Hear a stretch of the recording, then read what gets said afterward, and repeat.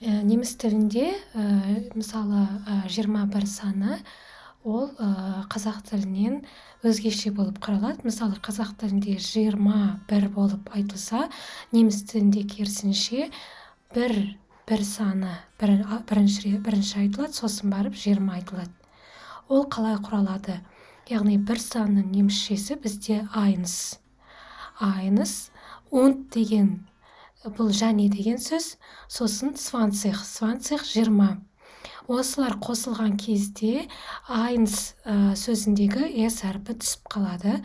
Сосын түсіп қалғаннан кейін айн und 20. Айн und 20 бұл осы 21 санының немісшесі. Келесі сан 22 саны да дәл осындай логикамен құрылады.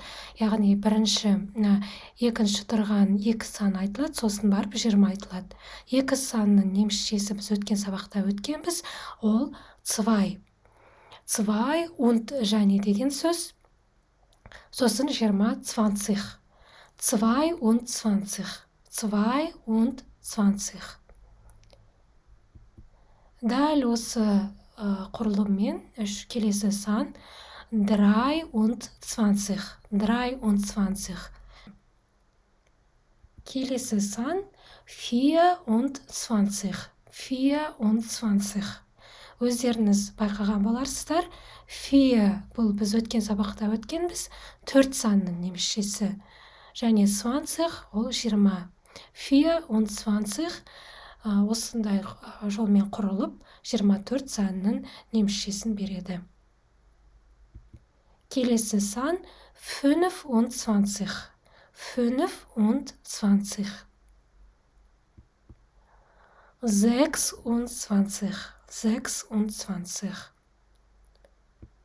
26.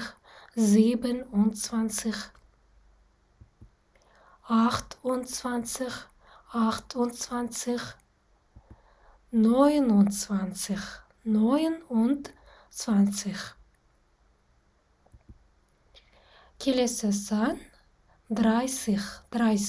30 санның немісшесі. Бұл жерде көріп тұрған S-сет әрпі бұл қатар тұрған 2 с әрпін білдіреді. 30 деп оқылады. 30. Енді 31-ден 39-ға дейінгі сандар неміс тілінде жаңағы біз үйренген 21-ден 29-ға дейінгі сандардың құрылу ережесі сияқты болып, дәл сондай жолмен құрылады. Яғни бірінші бір саны айтылады, одан кейін und деген және сөзі қойылады, одан кейін барып 30, 30, яғни 30 жазылады. Сол осы жазылған кезде бір санның немісшесі айнс, ол жердегі с әрпі түсіп қалады. Сонымен айн und 30. Айн und 30. 32 саны да немісшеде дәл осындай жолмен құрылады. Яғни бірінші 2 санның немісшесі айтылады, сосын барып und және сөзі қойылады, одан кейін барып 30 саны қойылады. Сонда 2 und 30. 2 und 30.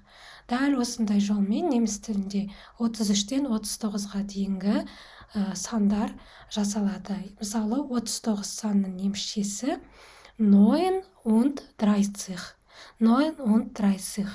Бұл жерде яғни бірінші 9-ды айтамыз, 9 санның немісшесін, сосын und және сөзі, одан кейін барып 30. 30. Сонымен 9 und 30.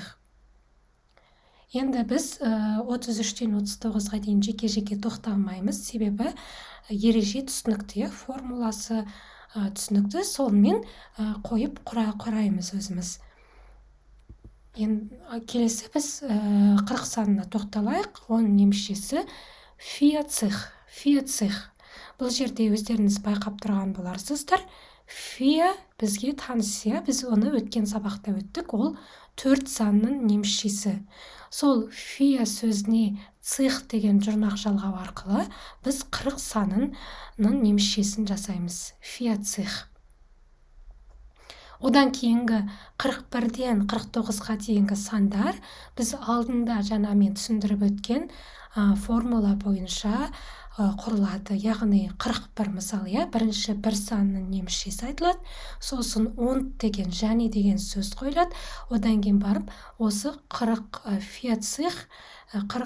саны қойылады. Сол кезде мысалы ein und 40 болып жасалады. Біз оған тоқталмай қояқ, сіздер өздеріңіз дәптерлеріңізге сол берілген формула бойынша жазып шықсаңыздар болады. Келесі 50. 50. Бұл жерде де түсінікті, жаңағы 40 саны сияқты, 40 сияқты бұл жерде де, яғни бірінші 5 санның немісшесі, оған цих деген жұрнақ жалғанған кезде 50 болып 50 санның немісшесі жасалынады. Келесі 60 саны, ол 6 санның немісшесі бізде 6. Оған цих жұрнағы жалғанады. Сол жалғанған кезде бұл жерде S әрпі түсіп қалады. Себебі айтуға жеңіл болу үшін, мысалы қарап тұрсаңыздар, мына жерде егер S әрпін түспеген кезде бірнеше дауыссыз дыбыс қатар тұрып қалады. Ц, Х, С, Ц, осының бәрі қатар тұрған кезде оқуға қиын. Сол себепті мына екі сөз бір-біріне жалғанған кезде S әрпі түсіп қалады, айтуға жеңіл болу үшін. Сонымен ол 60 деп оқылады. 60 санның немісшесі. Дәл осы сияқты келесі 70 санның немісшесі. Бұнда бірінші, яғни 7 санның немісшесі, оған цих деген жұрнақ жалғанады.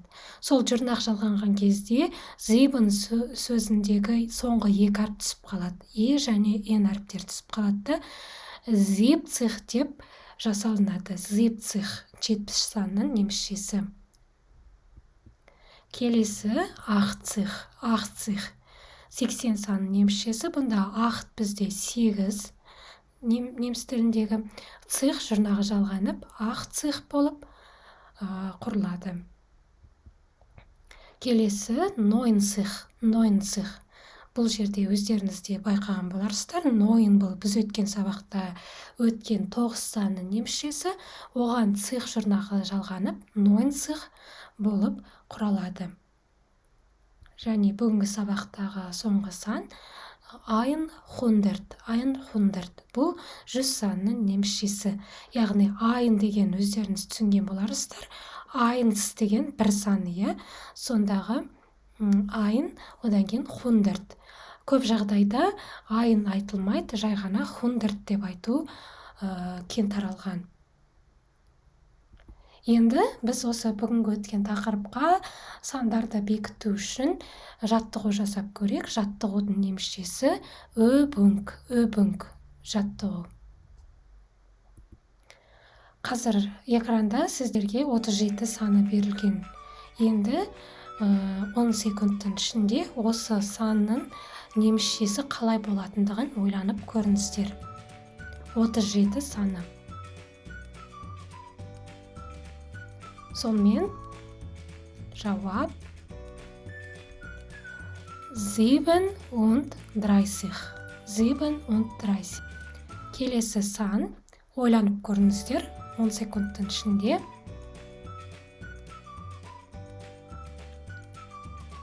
Сонымен 44 санның немісшесі 44. Яғни бірінші 4 санның немісшесін жазып аламыз, одан кейін und және сөзі, одан кейін 40 санның немісшесін біз жеке өттік, 40, соны жазамыз. Сонда 44 болып жасалынады.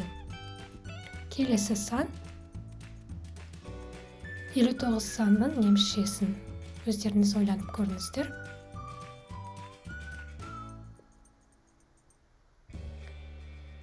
59.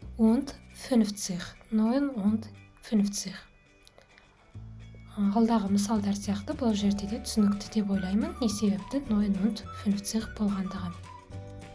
Келесі 63 sаны.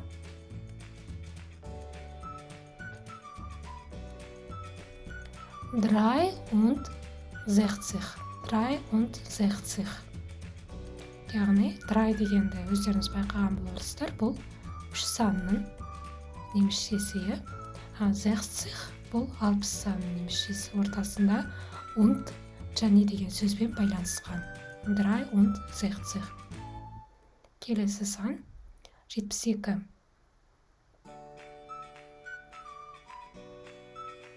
Бұл санның немісшесі 72. 72. Келесі сан, ойланып көріңіздер, 86 санының немісшесі.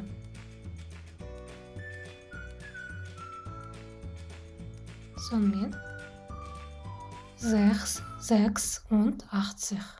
86. Және соңғы мысал 95 санның немісшесі 95. 95. Бізде 95 деп айтылса, қазақ тілінде бірінші 9 сосын 5 айтылса, неміс тілінде керісінше бірінші 5 айтылады. 5 und деген және деген сөз қойылады. Сосын 90 ол 90 санның немісшесі. 95. Енді біз жалпы осы сандардың ең жиі қолданылатын мысалы сөйлемді келтірейік. Бұл wie alt sind Sie? Wie alt sind Sie? Яғни сіз неше жастасыз? Ресми түрде сіз неше жастасыз деген неміс тілінде wie alt sind Sie деп сұраймыз. Осы кезде біз сандарды қолданамыз. Wie alt sind Sie? Бұл сөйлемнің бейресми түрі wie alt bist du? Сен неше жастасың? Wie alt bist du? Яғни бұл жерде du деген сен деген сөз. Wie alt деген жасты білдіреді. Wie деген неше. Неше жастасың да, неше, қандай деген сөздің немісшесі. Сонда сен неше жастасың? Wie alt bist du? Осы екі сөйлемге біз неміс тілінде өзіміз қанша жаста болсақ, сол жасқа байланысты жауап береміз. Мен мысалы 33 жастамын деген мысалды алдым. Ich bin 33 Jahre alt. Ich bin 33 Jahre alt. Сіздер мына 33 санның орнына өздеріңіздің жастарыңызды қойып, осы сөйлемді құрастырсаңыздар болады. Мұнда их деген мен деген сөз. Ich bin, мен 33 жастамын. Яра alt деген, ол жылды білдіреді. Alt яғни жас. Көп жағдайда мына жақшаның ішіне қойдым, себебі ол толық сөйлем күнделікті өмірде айтылмайды. Көп жағдайда ich bin 33 деп қана қысқаша жауап береді адамдар. Ich bin 33. Яра alt деп ол көбінесе кітаптарда қолданылады. Ал күнделікті өмірде мына жақшаның ішіндегі сөз тіркесі қолданыла бермейді. Сонымен бүгінгі өткен сабақтағы сандарды тағы бір қайталап өтейік. Сіздер менің артымнан қайталаңыздар. 21, 22, 23, 24, 26, 27, 28, 29, 30, 40, 50, 60, 70, 80, 90, 100.